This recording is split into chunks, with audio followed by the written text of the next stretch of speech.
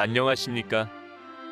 1980년대 50 시절 군대 이야기를 나누는 예비역병장입니다. 오늘도 저의 옛날 군대 이야기와 함께 추억여행 떠나시지요. 여러분들의 관심과 사랑, 그리고 구독과 좋아요 부탁드리며 오늘 이야기를 시작합니다. 나는 대한민국 예비역병장이다. 제 1권 훈련병 시절 18번째 이야기 첫 일요일과 군대 목욕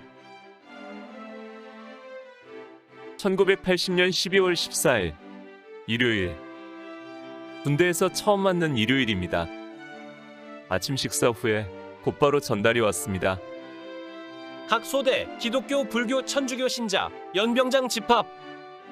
나는 몇몇의 소대 동기들과 함께 중대 연병장으로 나갔습니다.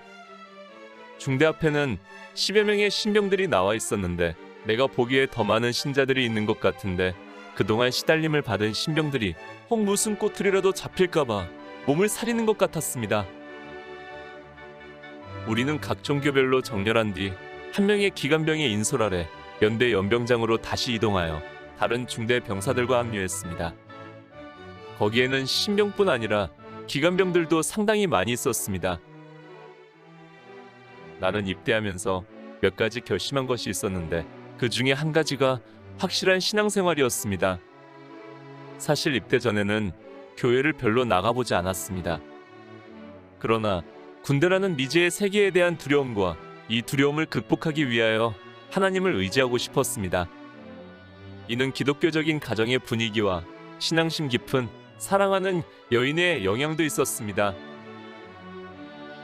훈련소 안에 있는 교회에 가서 예배에 참여하고 돌아왔습니다. 예배당 전면에는 30년대 신병 환영 예배 현수막이 걸려 있었고 상당히 큰 예배당에 군복 입은 신자들이 가득했습니다. 큰 예배당이 좁아서 오전 동안에 3부로 나눠 예배를 본다는데 우리는 9시부터 10시까지 일부 예배를 드렸습니다. 교회 다녀오는 길은 그야말로 사회에서의 그것과 다를 바 없었습니다.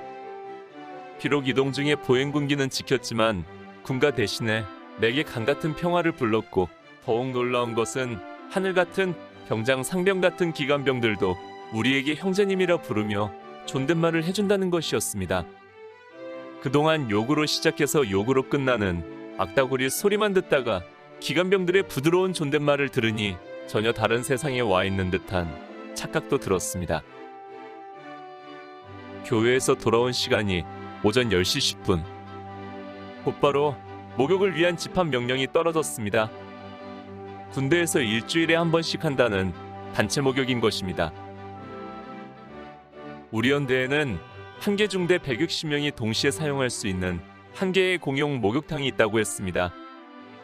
목욕탕은 훈련소 서쪽 후문인 충성문을 지나 조금 떨어진 숲속에 겉보기에는 제법 그럴듯한 건물이었습니다. 그런데 군대 목욕이라는 것이 또 우스운 행사였습니다. 중대전 병력 160명을 20여 평 창고 같은 곳에 밀어넣고는 천정에 달린 샤워 꼭지를 통해서 따뜻한 물을 약 2분 정도 틀어주는 것이었습니다.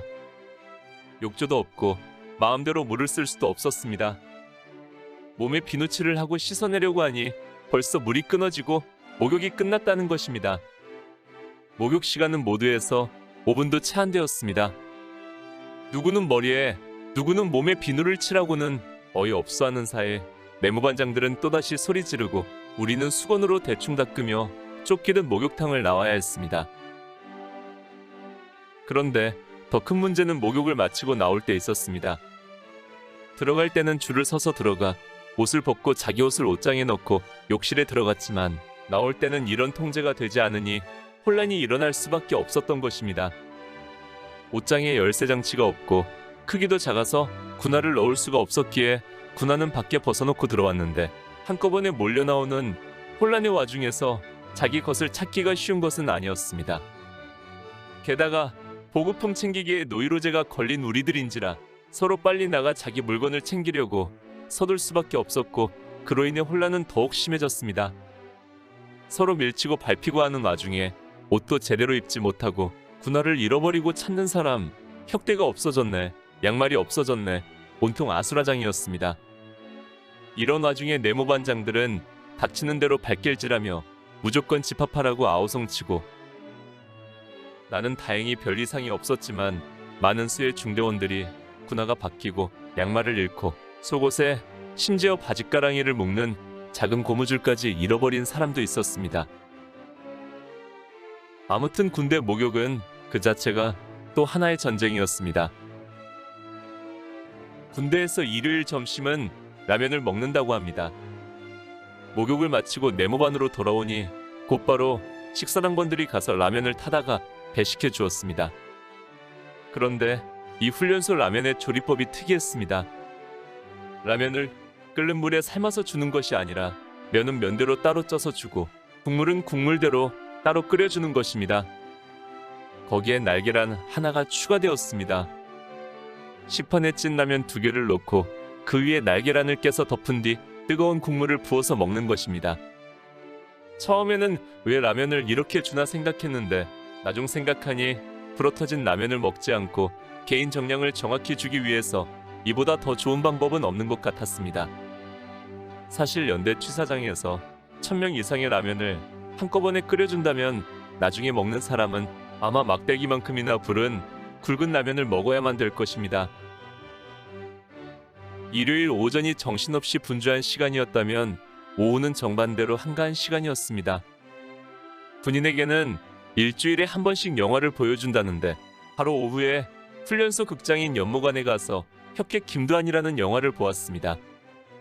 극장에는 PX도 있어서 쿠폰으로 빵과 음료를 사 먹으면서 오랜만에 여유로움을 가지고 영화를 볼 수가 있었습니다. 어젯밤에 엄청난 고통의 일석점호를 치른지라 밤이 되는 것이 걱정스러웠는데 막상 점호 시간이 되니 별다른 트집 없이 평온히 지나갔습니다.